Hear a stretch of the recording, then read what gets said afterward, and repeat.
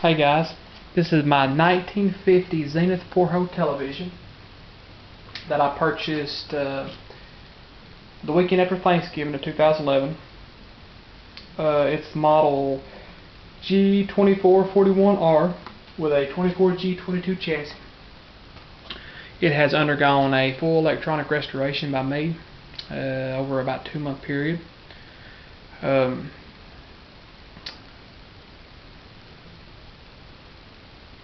The set works really good now. This is the first television I've ever restored. I've restored a few radios, 2 jukeboxes, but a TV is highly difficult to restore, especially the first one you've ever worked on. I'm not really into TVs, but there's something about a Zenith Porthole with that round screen is just very appealing. Picked it up on Craigslist.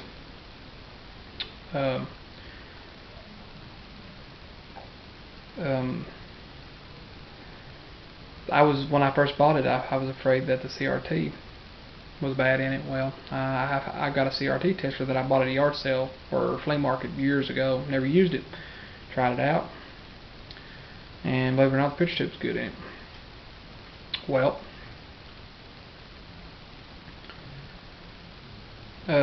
when I first recapped it and powered it up and replaced out of tolerance resistors and powered it up, I had a real bad vertical problem. Come to find out, it was a out of tolerance resistor. Replaced it, fixed my vertical problem. Had a bad sound problem. The sound would drop off after a few minutes after playing. It was a tube that was short out after it got hot. Replaced it. Then I had a real bad buzz problem. Replaced it, or fixed just a few coils, got this buzz out of it. But a Zenith was real bad to have buzz. Even up in 19, that was the #1 complaint on Zenith. Had a real bad buzz problem, which you cannot fully get the buzz out of Zenith, especially in old Portholes. You can just get it down to a bare minimum where it's suitable for listening. It still has buzz, but the only time you can really hear it is on quiet scenes. I have, after I restored the electronics, I touched up the cabinet with some Old English scratch remover and put lemon oil on it. Used a touch-up marker to get rid of some scratches. Repainted the benzil, repainted this gold. A lot of it was flaked off. Replaced my grill cloth. Repainted this a gold color. It was black. It was all rusted, and there's a lot of nicks and stuff everywhere. Cleaned this brass up real good. Well, it's fired up. See what she'll do.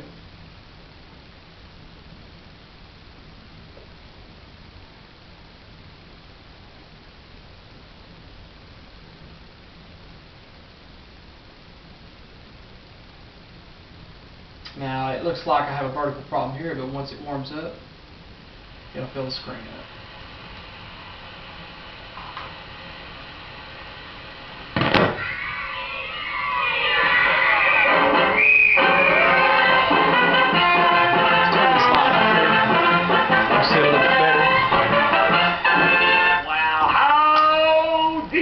Kids, and howdy, Buffalo Bob.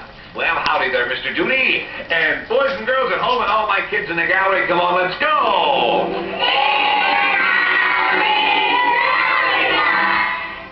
Now, it has a 4:3 ratio switch. That was unique to the Zenith Portholes. There's a switch right here. You can flip it, and you can see what it does. It squashes the screen down. See, a lot of you vintage TVs from late 40s, early 50s, they started making rectangular CRTs in like the fall of '51, which anything before that was round picture tubes, but most of them was masked off. Admirals, RCs was masked off, where you had your round picture tube, but the mask on the front of the picture tube, like this benzil, would cover the picture tube up to where it had a rectangular look on it, and that would mask it off. But Zenith actually advertised the porthole as saying, you know, your eye was round, the screen needs to be round. And I think they used the television camera. You know, television camera is round, so the picture tube needs to be, even though the signals were sent rectangular. But a lot of people didn't like the porthole, so they didn't like that all-round screen. They preferred rectangular screens. and somebody come up with how to build a rectangular screen in the fall '51, and pretty much every TV built from then on was all rectangular. And anything from 1950, early '51, all the way back to the invention was all round. And there's nothing that really says like a vintage TV, like a Zenith Porthole. Flip it back on full screen. And nobody will ever know that you're looking at it. And yes, Clarabelle. Oh, kids, right now, Clarabelle has a little game for me to play with him. Turn this thing off. Well, I hope you enjoyed my video and my restoration work on the Zenith Porthole. Thanks for watching.